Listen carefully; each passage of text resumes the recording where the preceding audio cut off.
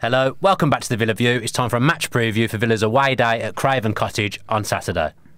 Villa, Villa, Villa. So Fulham v Aston Villa. Dan, it feels like we say this every week. Is another Because we do. It's another huge game. A huge test. Yeah. This one. Fulham are a very good side at home. They're a good attacking side. They've got a lot of pace. They're busy. Good players with good technique. They're going to cause us trouble. More trouble than any other teams caused us recently, I'd suggest. Yeah, I feel like a couple of weeks ago, people were saying, "Would you rather beat Birmingham or beat Fulham? You have to only pick one." And I think both you and I said we both rather beat Birmingham, just because it's a second city derby. It's always nice to win those. Now, box ticked. Now I really want to beat Fulham. Yeah. I mean, this is. I feel more nervous about this game than I did. And me. I feel nervous as well because I've been to Craven Cottage 4 or 5 times, as I said on the podcast, and we've never won. Right. So that's a bad omen. Yeah. To begin with, although I think when we went to Loftus Road, I think I'd been there 4 or 5 times and we'd never won. I know we won last season. Scrap that. Yeah. Yeah. So Craven Cottage has been not a good haunt. Yeah. For me personally, but I don't think Villa have ever been playing as well as they are at the moment going into that game, and they have drawn with Bolton recently, so teams can come and have a go at them if they want, but at home they are very, very strong. Yeah, last week, again on the podcast, I think I said Villa and Fulham were in the top 5 teams throughout Europe in terms of form, and while Villa went on to beat Birmingham, Fulham dropped points against Bolton, like you mentioned there. So they've obviously, it's a stumble, it's not a fall, but they're fifth, they're 7 points behind Villa. If Aston Villa were able to get the win here on Saturday, that would put real daylight between themselves and not necessarily 3rd and 4th, but certainly 5th and 6th. Well, it would give us a nice 4-point buffer over Derby, which would be nice. I don't know who Cardiff. Do you know who Cardiff are playing at the weekend? Have you got that in front of you? I don't. They're on good form at the moment. Cardiff as well. I see them being a real contender for second still. If I'm being honest, Warnock knows what he's doing at this level. And to be fair, I think it was last Friday they got done by a terrible decision. Absolutely terrible decision. The referee blowing just as they're putting the ball in the net. So they could be 2 points better off on another day that had a competent referee. But we've got a good buffer away from 7th at the moment. So if playoffs is the minimum, you'd say it would take an absolute disaster for us not to finish in the top 6. Yeah. At the moment, but we all want that second place. I don't want to be sitting through playoffs. I don't think my heart could take that. It must be horrible. I was speaking to a Derby fan yesterday, and he says losing the playoff final, there is absolutely nothing worse. Yeah, I can certainly believe that is certainly the case.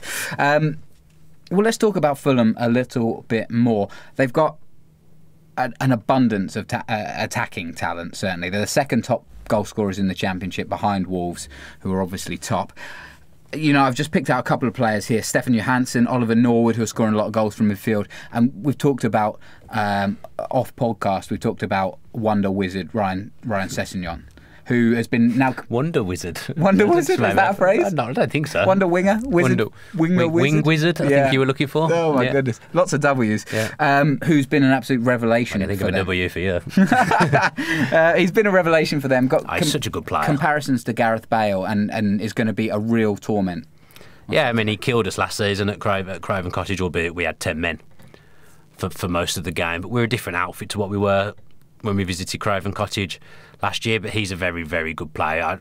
He's going to get best young player in the Championship this year, for sure. I mean, I can't remember if he started off as a left back for them, but he's playing left midfield at the moment, and every time I say Fulham, he's absolutely tearing the place up. Do you think it changes Steve Bruce's thinking in terms of who we play at right back? Obviously, El Mohammedi's made that position his own a little bit. Yeah, he's the favourite, isn't he? One of Bruce's favourites, El Mohammedi, but he has had... Got to be honest, Boga caused him a few problems in the first half on Sunday, and the week before against Burn, Lloyd Dyer caused him all sorts of problems as well. So there may be a temptation to maybe put Twanzebe at right back, just because he's a bit more athletic and he is a defender. El Mohammedi isn't an orthodox defender really. He's a wing back in a 5 or a 3 at the back, but he isn't an orthodox full back for me. Whereas Twanzebe he's got a lot of athleticism. He's very, very quick. So I've said in the podcast and in other shows that you need different players for different games, so that would certainly be a temptation for me to play Tuanzebe. Tuanzebe is not an orthodox right back either. No, but he's got the attributes to cope with a Sessegnon better than an El Mohammadi would have, in my opinion. Well, we still don't know, do we? That would be a real test to chuck him in there. Yeah, but I've watched him play in a big game for Man United, but he hasn't played stood this out. Season. No, I know, but he's been bought in on loan to play. He will play a game. He will play games at some point, Tuanzebe. So I think there'd be a temptation to play him. Wow. There's two positions up in the air for me for Villa going into this game. It's the defensive midfielder, whether it's Jednak or Burka, or it's right back El Mohammadi and Tuanzebe. We'll come on to the midfield battle in a minute, but to me, wouldn't it make more sense to put Alan Hunton back at right back, bring in Neil Taylor for this game, and that to me would be a more solid defensive formation than putting a young kid up against another young kid, obviously in Sessegnon, but Sessegnon who's been absolutely outstanding and who they're pricing astronomically. Yeah, and I'm not surprised because he's that good. Yeah, but and you can tell he'll be in the England squad in the next few years. To put Tuanzebe up against him seems like a bit of a sentence for the young lad. I got it right last week by saying that Jednak should play. Yeah, and I think Tuanzebe should play this game. Really? Yeah. Okay. I'd worry about El Mohammadi defensively against Sessegnon. That would worry me. What about Hutton though? I think he's playing very well at left back, so you leave him there. Right. You don't want to move too many people around out of that team at the moment. And Neil Taylor wasn't. I like Neil Taylor, and he was really good last season, but I don't think he's had his best season.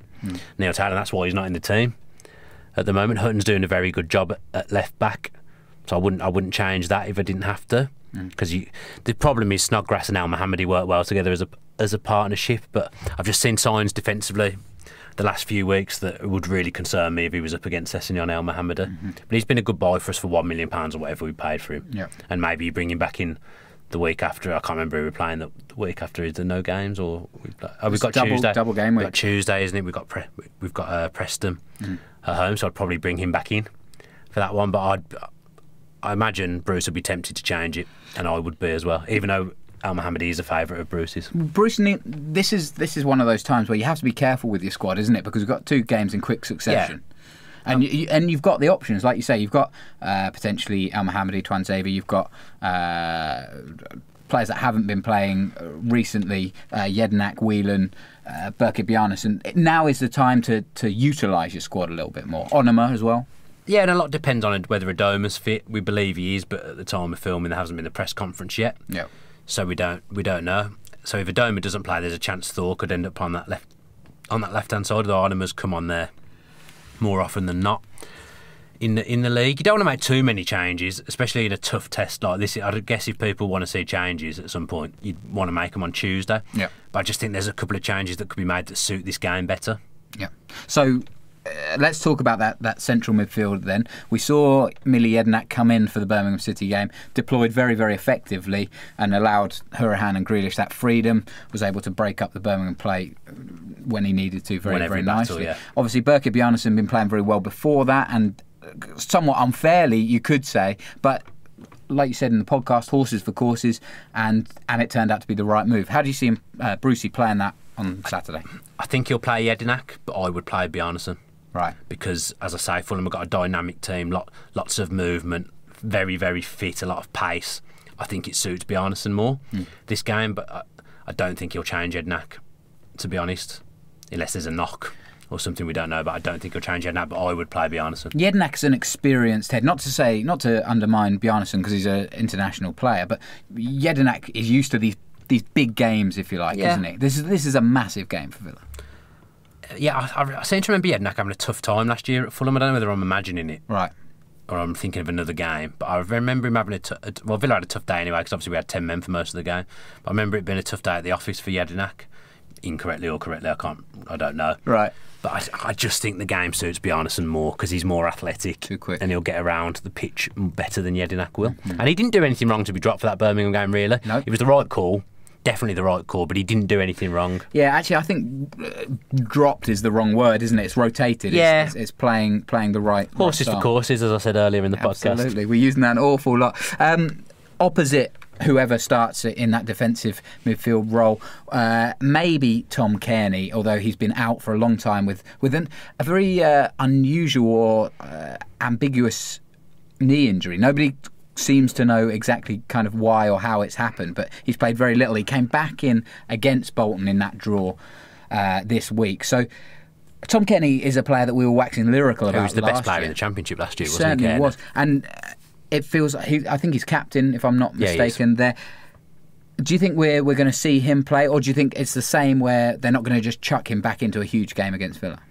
Depends on his match fitness, I guess. Yeah. I don't know how often he has played recently. Did he start against Bolton? No, he came on only 15 minutes, I think.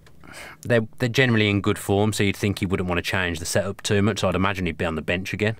Yeah. Cairney, but he's a nice player to have on the bench. Yeah. Even at half fit, he's a good player. Absolutely. A guy that's been scoring a lot of goals for them is Kamara up front. He's we've talked a lot about our centre-back pairing, John Terry, James Chester, who've seemingly handled most strikers that have come up against. They've come up against. Do you think that because they've got so much experience, that they watch a lot of game tape, they're just ready to go and they can adjust to any type of striker that's going to attack them?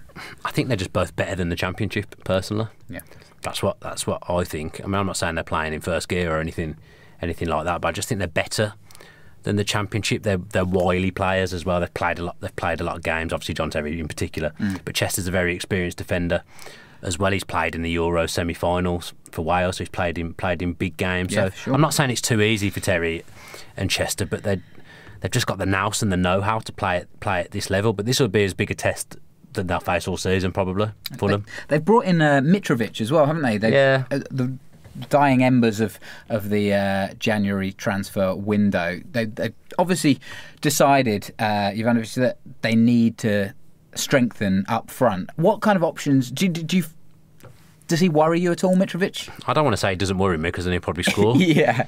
Against us, I'd liken it to the Graben loan, a kind of safety loan, right? Just in case they need someone. He's never overly impressed me, Mitrovic. He's more likely to get sent off than he is score a goal. And I think Newcastle fans would definitely say that. He doesn't worry me, but he's probably maybe he's better than the Championship. You could argue, but then if he was better than the Championship, would he find himself there? But then I'm saying Villa players, Chester's better than the Championship. So yeah, I've confused myself with that one, but easily done. He won't be starting, will he? No, but he's probably a decent physical option to have off the bench. Mm-hmm. I would think he wouldn't be someone I'd want at Villa. Now Fulham, if you look at their fixture schedule, they have got an absolutely torrid time of it coming up. Their next 5 games, Dan, obviously us at home, then they go away on Wednesday night to Bristol City, then at home to Wolves, then away to Derby County, then at home on the Tuesday after the Saturday to Sheffield United. I believe in their they play the 6 of the top 8 in their next 6 games or something like that. It's an incredible run, and by the middle of March they'll know exactly whether they're going to be in the playoffs. They'll get playoffs, I would think. They'll get their fair share of spoils there. This month is huge for them. I would think they'll get their fair share of points in that run. They'll be confident of beating us on Saturday. Equally, we'll be confident of beating them because we're on a good run. The way I look at it is, if we win on Saturday, there's then a chance for Fulham to maybe do us a couple of favours within that run, providing they don't lose a load of confidence from losing to us. But you could certainly see them going to Derby and getting something. Bristol City have fallen away since their League Cup run. Got spanked obviously by us 5-0 as well. If we have got ambitions of catching Wolves, that's going to be a tough game for Wolves away. I think Fulham will get top 6 regardless, because I think they'll end the season well, but that is a horrid run of games. If Villa are to win on Saturday, who is going to be the key man, do you think?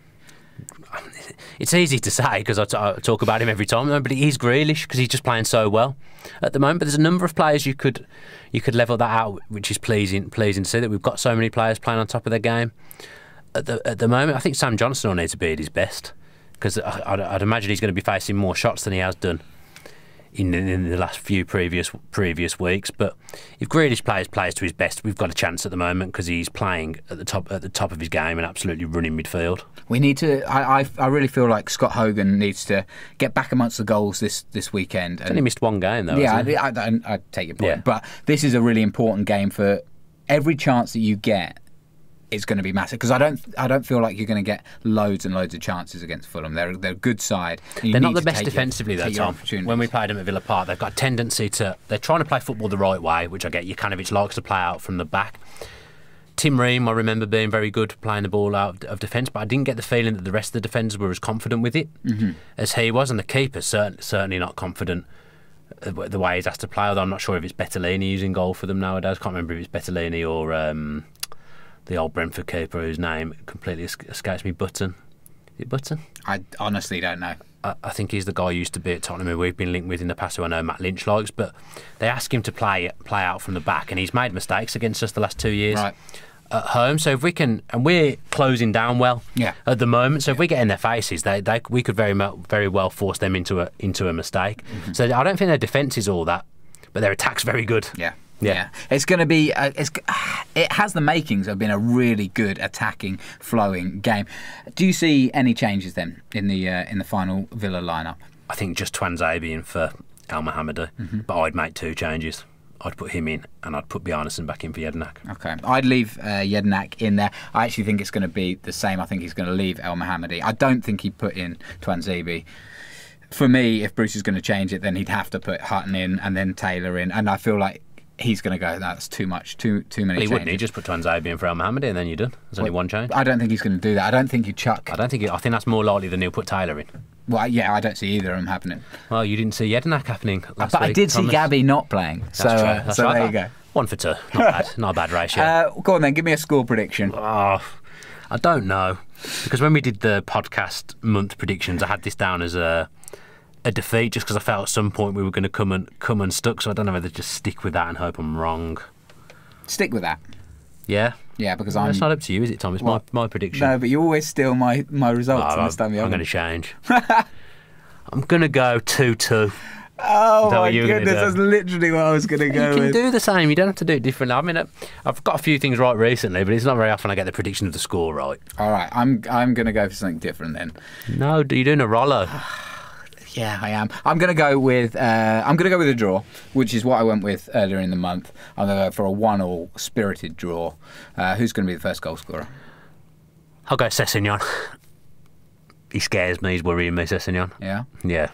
Okay, I am going to go for Hogan. I'm going to, I want Hogan to score. I want him to get into a rich vein. We'll score first, and then they'll level, and it'll be a kind of a toing and froing, but a spirited draw in the end. I'm going to go Sessegnon first goal.